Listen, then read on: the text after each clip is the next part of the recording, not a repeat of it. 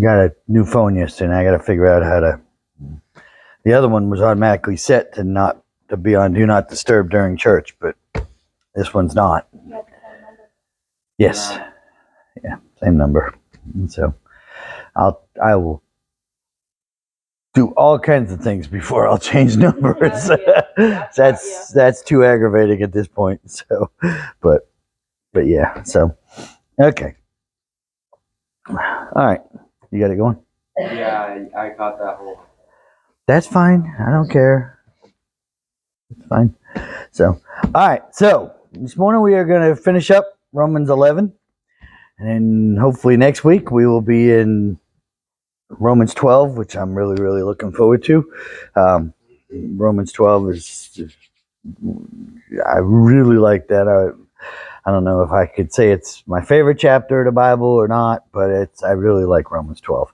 So, but Romans 11. So we're going to hopefully finish that up today. We are verses 25 through 36. The last part of it, we've worked our way through the first 24 verses. Paul's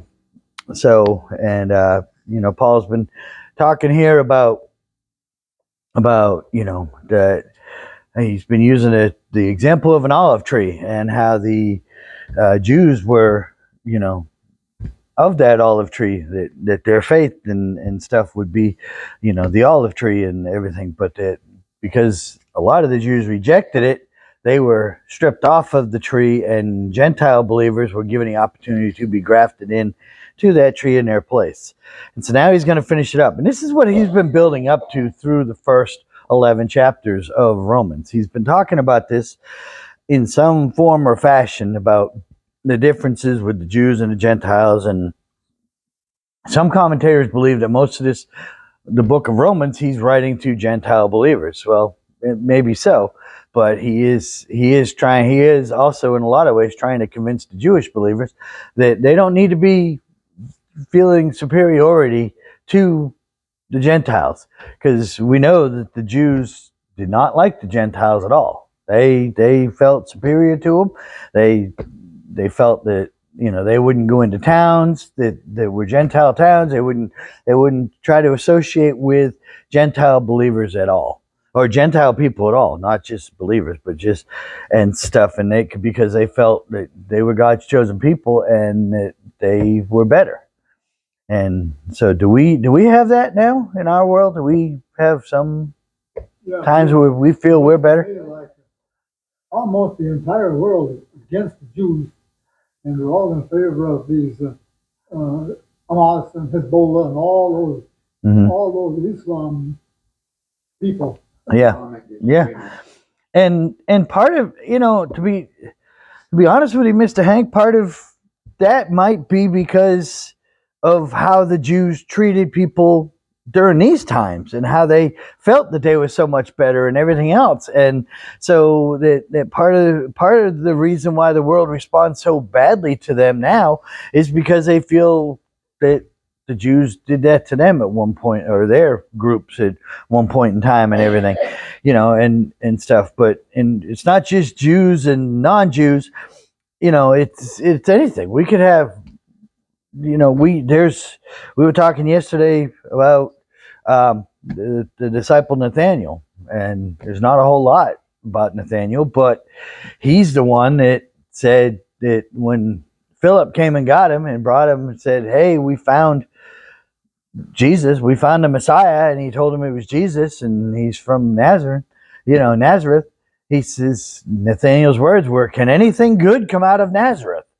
Because he just was like, really against it and stuff. And we don't see very much of Nathaniel in the Bible, but that's one of the big things, is that he obviously had some sort of a prejudice or thing against anything in Nazareth. And so that's because for whatever reason and stuff. And so but here this That's a pretty bad reputation, wouldn't you say?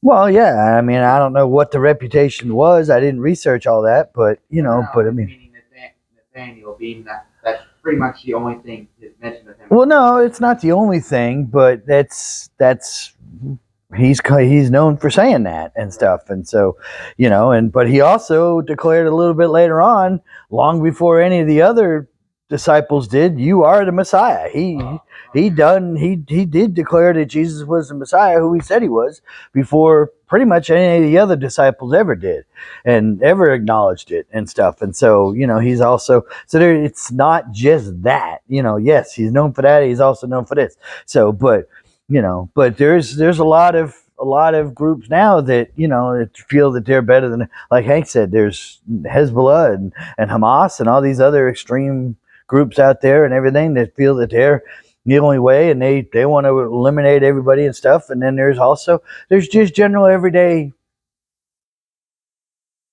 I guess the best word is prejudice. There's general everyday prejudice that we have in our world today, where one people group feels that they're better than another people group. And it could be color, could be race. I mean, it could be color, race, it could be religion, it could be rich, poor, could be, anything. Let's face it, if you're not Dutch, you're not much. Well, there you go. Right. So, but I mean, so yeah, exactly. I mean, with nationalities against each other and everything. So we see a lot of that in our world today. And that's existed from the beginning of time, probably, Cain and Abel. It dates all the way back to there, I mean, so, but I mean, so yeah, so that's what we have. And so yeah, so he's talking about that throughout the first part of this throughout the first half of this book, or first 11 chapters of this book, and now he's going to kind of sum it up in these last few verses. And it's, but one thing I did want to, I guess, I want to go ahead and read it, and then we're going to talk a little more in depth about it. Okay. He says, starting in 25, I want you to, and I'm reading out a New Living Translation today, because I was reading out of both New King James and this one, and I really like the way that this one read this week. So I'm working out of this one this week. But I normally do read out of both translations and some others. But this one I felt really worked good, so I brought this one today. So I want you to understand this mystery, dear brothers and sisters, so that you will not feel proud about yourselves. Some of the people of Israel have hard hearts, but this will last only until the full number of Gentiles comes to Christ. So all Israel will be saved, as the scriptures say. The one who rescues will come from Jerusalem and will turn Israel away from ungodliness. And this is my covenant with them, that I will take away their sins. Many of the people of Israel are now enemies of the good news, and this benefits you Gentiles. They are still the people he loves because he chose their ancestors, Abraham, Isaac, and Jacob.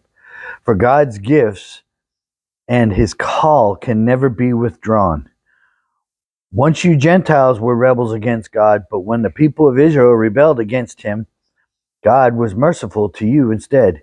Now they are the rebels, and God's mercy has come to you, so that they too will share in God's mercy. For God has imprisoned everyone in disobedience so that he could have mercy on everyone. Oh, how great are God's riches and wisdom and knowledge! How impossible is it for us to understand his decisions and his ways.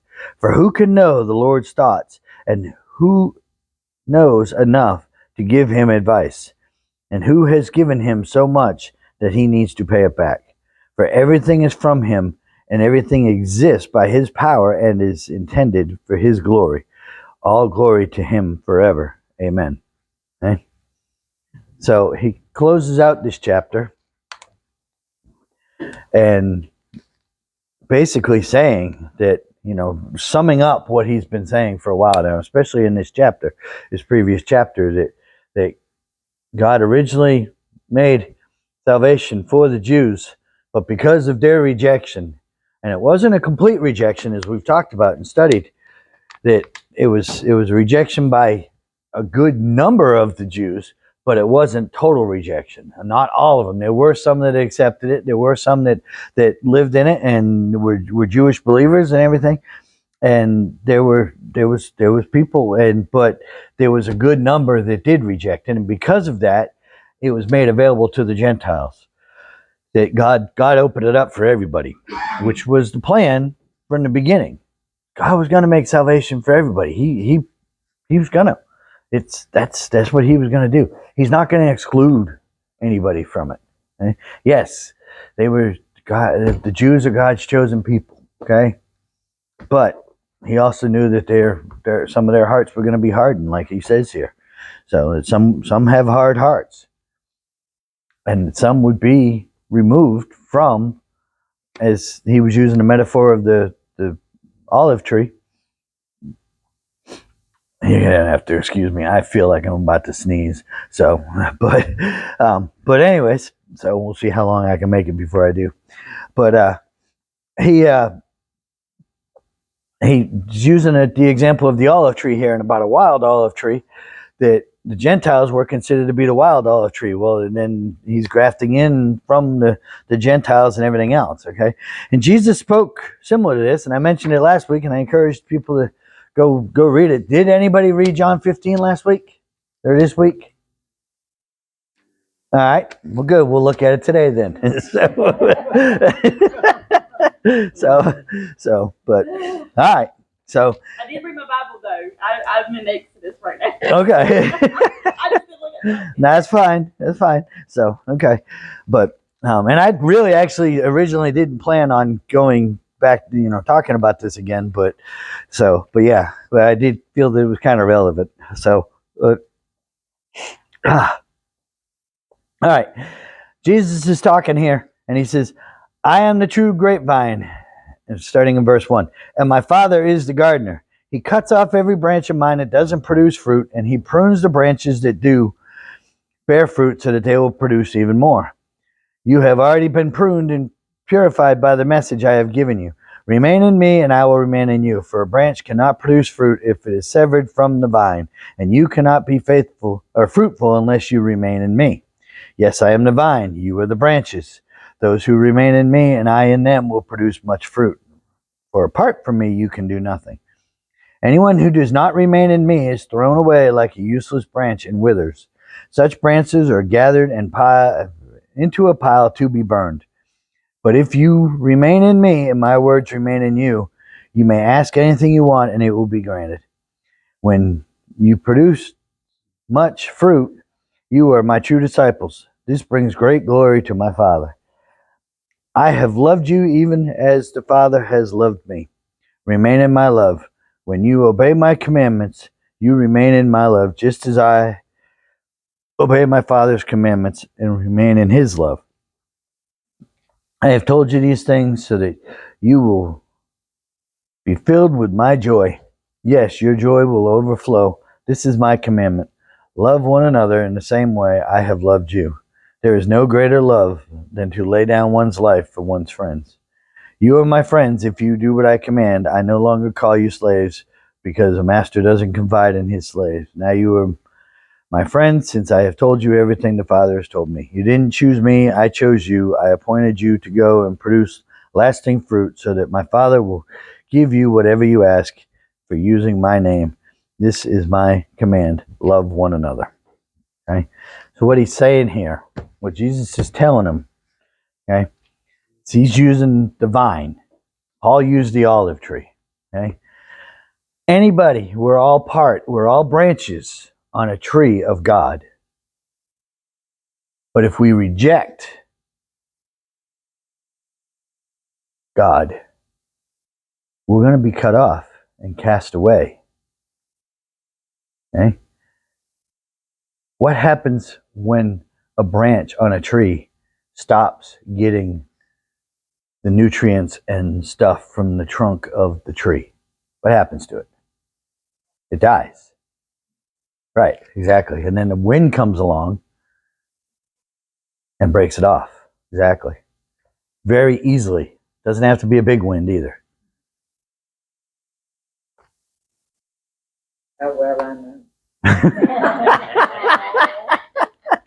Had some limbs come down, have you? Oh, heavens, I just had my boots put on in January. Yeah. We done. And during it, the limbs and come down. Oh, wow. That last Yeah. Wow. Okay. and that cost $2,700. Wow. Okay. Yeah. So you know I know about them. Yep. hmm Yeah.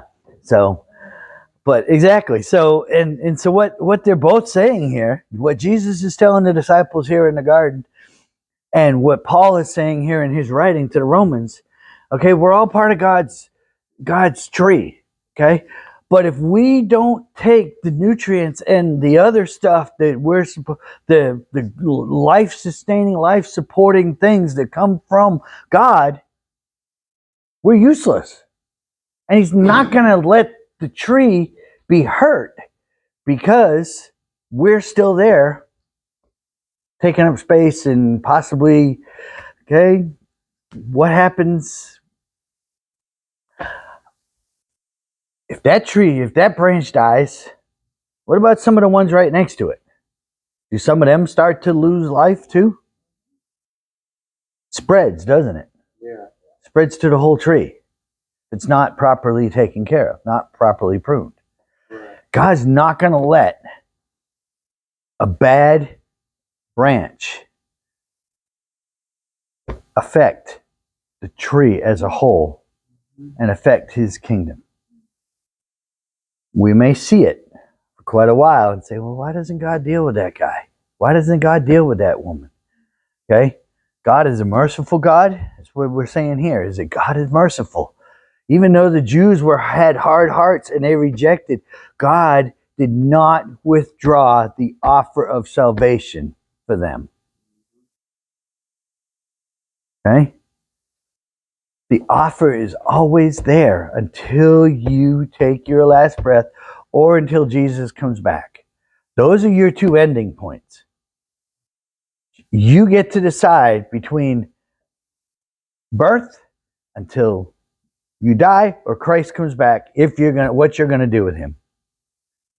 And if you don't choose to accept the salvation and what's being offered here, then you will be removed from the tree. If you're not already. Some trees rot from the inside out. Right. And Yep. you would never know there was anything wrong with it. No, you wouldn't. And that goes for It does go for people. It goes for the body of Christ as well, because there are people in the body of Christ that will stir up turmoil and strife and everything else for whatever reason. But they're more concerned about their own agenda than about God's agenda. Okay? Sometimes I think in America and in Western Christianity that we get it really wrong. We a lot of times just pass off accepting Christ as getting your ticket punched to heaven. But it is about an act of surrender. It's not just about getting to go to heaven. Yeah, that's the end reward. But that's for a life that is surrendered to God. I think sometimes we just kind of sugarcoat it. Yeah, you want to go to heaven? Yep, you got to say this prayer, and up, you get to go to heaven. I think there's going to be a lot of people that are going to be shocked on that final day of judgment, that they'll be like, wait a minute, I said the sinner's prayer. Right. But did you have a change of heart? Did you really mean it when you said it? Or was it just something that you did so you got your ticket punched? Hey? Everybody that sits in the pews is not going to go to heaven. Not going to be there. Okay? Like Tommy, our former pastor, would always say, just because you could take a junk car and put it on a showroom of a car dealership that don't make it a new car. Okay, that is not a new car. Still just a big heap of junk. Just sitting in a nice looking place. But, okay, and I thought that analogy was great when he did that. Because that's what we got in the church sometimes, is we got people that are here that want to look like they belong in the new showroom. They want to look like they're part of the church, and that they want to look like they belong here, and that they are here, and that they're of God. But he does look at the heart. And they're not producing the fruit.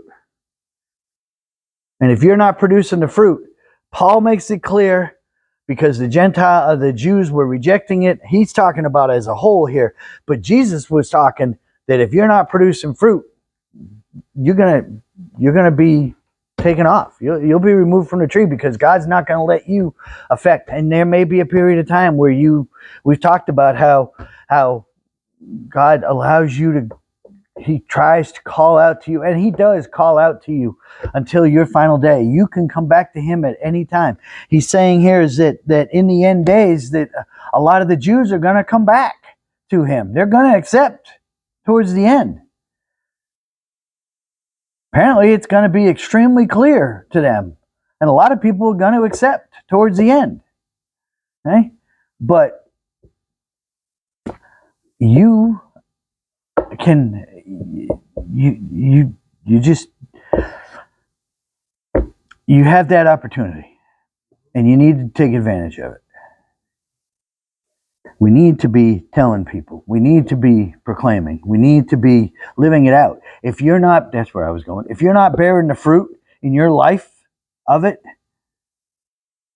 God's not gonna. He'll let you go for a while, and then eventually. But if you keep rejecting, if you're not even portraying that you're a Christian, if you're not a believer and you're living your life the way you want, and you're going out and you're doing this evil and that evil and that evil and whatever else and stuff like that, God's gonna let you go until you get to a certain point, and then he might say, nope, not, your heart's too hard. And basically what you're doing is, the more you reject God, the harder your heart gets. Like Pharaoh in Egypt, in the Bible. His heart was so hard. Everybody says, oh, well, it says in the Bible that God hardened his heart. Well, no, Pharaoh hardened his own heart by a lifetime of actions against God. And so we see that, okay? But I will say this, okay? My understanding that at the end of his life, sometime after he went to jail for his crimes, before he died in jail, that Jeffrey Dahmer became a Christian. What'd you say? That's hard to believe. That's right. It is hard to believe. But it just shows that God will reach you no matter where you're at. And sometimes you have to be broken of everything to be reached. The man was sitting in jail, knew he was going to die in jail for what he did. Because he did a lot of heinous stuff. Yeah. But God loves them too. Yeah. But God, and Pharaoh could have turned and repented too. Okay? We don't know what the final thing is before God hardens, sees that your heart is so hardened that there's no hope for you. Obviously, for him, there was still hope. But we don't want to play with that, because we don't know when we're going to die either. I don't remember what his sentence was, if it was the death penalty or he was supposed to stay in jail the rest of his life. But I believe, if I'm not mistaken, he was killed in jail by another inmate. And so he didn't know that was going to happen then. But he was probably ready. the discipleship group that we do once a month, we're going through and we're looking at all the disciples, and we got a couple more months. We're going to finish up that book in December, and of course the last chapter is Judas, and I've said it many times. You know, Judas was repentant at the end of his life. He felt bad for what he did. He went and he threw the money back at him, tried to give the money back, and when they wouldn't take it, because it was blood money, as they viewed it, well, you're the ones that put the blood on it. But anyways, they wouldn't take it, so he threw it at him. Gave him back the money and said, I have done a wicked thing.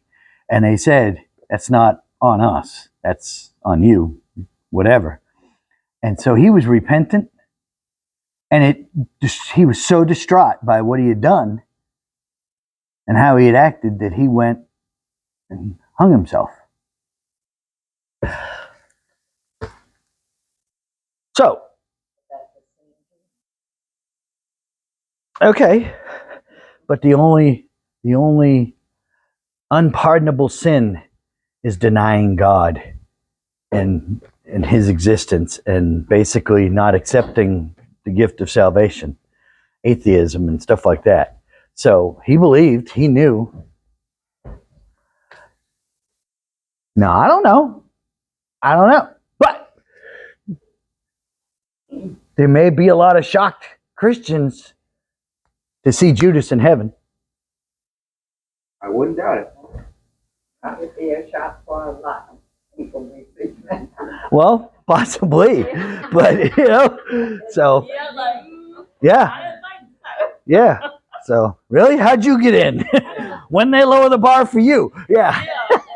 Yeah, We're probably not going to care when we get there, that's right. but we all talk about, I want to meet Paul someday, or I want to meet whoever or whatever, all these other, I want to see Jesus, and I want to, there's certain people I want to see, definitely, and stuff, but, and most people believe that he's not there, that he's gone to hell because of what he did, but Peter denied Jesus 3 times on the night he was being crucified or on trial before the rooster crowed. And God restored him because he was repentant. Pretty cool way to thief on the cross. Jesus. That's what I was Exactly. thinking about. Yep. Talking about Jeffrey Dahmer. Yeah. Last second that he repented. Yep, exactly. Thief on the cross. One accepted, one didn't. So exactly. So you just don't. He was. So I don't know. I really don't know.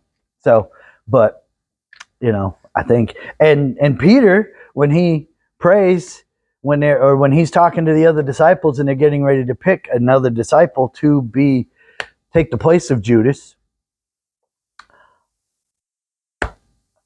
Peter says we need to pick one to replace Judas who has gone where he belongs. He didn't say he's in Hades or anything like that. He said he has gone where he belongs. So, does he belong in heaven with Jesus, even though he did what he did? Depends on where his heart was at that point. And I think from his actions right before he died, that he was repentant. And so, who knows? I don't know. But again, that'll be one of those things that we're probably not concerned about when we get there. And I don't plan on doing a roll call when I get there. So, because I might be shocked by a few who didn't make it that I thought might make it. So, but yeah. So, I'm more concerned about whether I make it or not. Okay, so yeah, exactly. And that's all we really should be concerned about is us hearing, "Well done, good and faithful servant. Not depart from me, for I knew you not. Oh, but I did this and I did that and I did this for you. Depart from me, I knew you not. You didn't love me. You didn't care for me. You didn't surrender to me. You did all that for yourself." Because that's what we got a lot of in the church, and that's what God's going to cut away from the olive tree or the vine or whatever analogy of a plant that you want to say. God's going to cut that away from the tree. So he doesn't want that hurting the tree for too long. And so we got people that are doing their thing, and their plan is more for themselves than for doing it for God. If you're doing things, if I'm standing here and I'm doing this for me, praise for me, so I can have people, and I appreciate everybody's comments, and I love it. Okay, thank you. It encourages me. I'm not saying to stop doing that, okay? But I don't do this so that people come up to me and say, hey, I really enjoyed the lesson, or hey, you're a really good teacher, or hey, I've learned more in your class than I've learned in 40 years of going to church, okay? That's all that stuff makes me feel good because I'm doing what God wants me to do. Mm-hmm. And I appreciate those comments, okay? But to be honest with you, I ain't doing it for your approval. Amen. Doing it for God's approval. But if appreciate it that you are doing it. right, and I'm grateful for your comments. I really am, because some days I'm just like, am I getting anywhere? I don't know. So that's with any kind of position in the church. Danny, Savannah, Sherry, anybody that is doing any part of the service or whatever, doing anything for God. Sometimes it's good to have encouragement. We all like encouragement, okay? But if we're doing it for the praise of man, there's a problem. And that's what God's going to cut away. Not just the rejection, and Paul's talking here about the rejection of it against God as a whole, because that's what the Jews were doing. The Jews were rejecting the message. And so he gave it to the Gentiles because the Jews were rejecting it, okay? But bear in mind that the same offer stands for the Jews and the Gentiles and every human that walks the earth. Every created human, okay? If God's put humans on other planets, that offer stands for them too.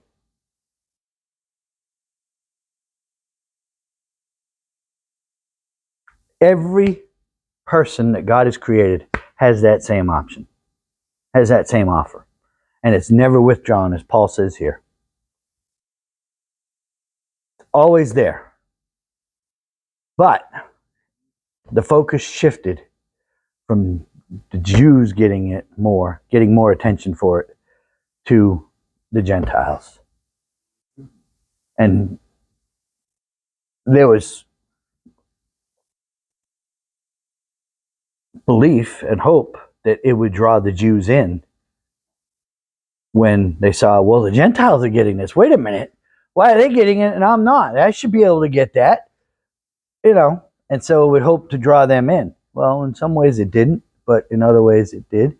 And I'm sure that because we're not speaking as a whole, that not everybody that was part of those groups either accepted or rejected, that there's a mixture of it. There were some that did accept, there were some that rejected. But in the end, as he says, finishes out here, I really like 34, 35, and 36. For who can know the Lord's thoughts? Who knows enough to give him advice? Can you give God advice? Don't we try, though? Don't we try? God asks us to do something, we're like, no, that's not a good idea, God. I don't want to, no, we don't need to do that. Like he already don't know the Right, exactly. I mean, we try to give him advice, especially when it pertains to something we don't want to do, because God's going to push us out of our comfort zones. Like, Lord, I know this ain't you. Right. Okay? And have you given God so much that he owes you something? He needs to pay you back for something? No. Nobody knows. Right. God gave us the opportunity and through salvation more than we could ever repay. So there's no way that God owes us anything else. And God didn't even owe us that. Okay? So he says, and who can give him so much that he needs to pay it back? For everything comes from him and exists by his power and is intended for his glory. All glory to him forever. Amen. I mean, what a way to close out the first part of this book.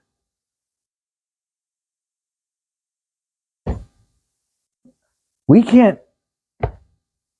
don't know all of God's thoughts.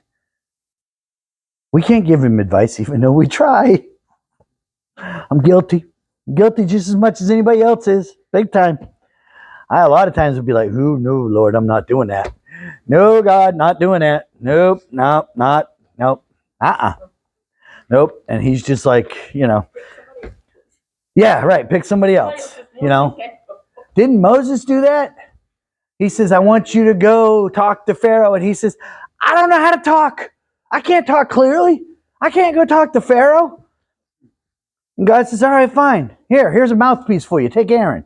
So he'll speak for you." It's kind of funny how if you keep giving God excuses, he'll remove every excuse from you until you finally either surrender or you disobey. So we got to quit giving God excuses. But we try to give him advice. We really do.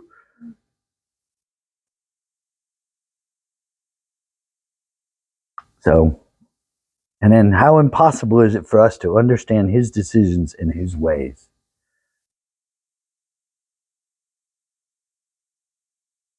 Do I really, really understand and appreciate some of the things I've walked through in my life that I have been completely out of my control? Now, some things have been self-inflicted gunshot wounds, basically, that I've done this and so I've gotten this because consequences to actions. Right. But then there's other stuff that has happened in my life that has been well beyond my control.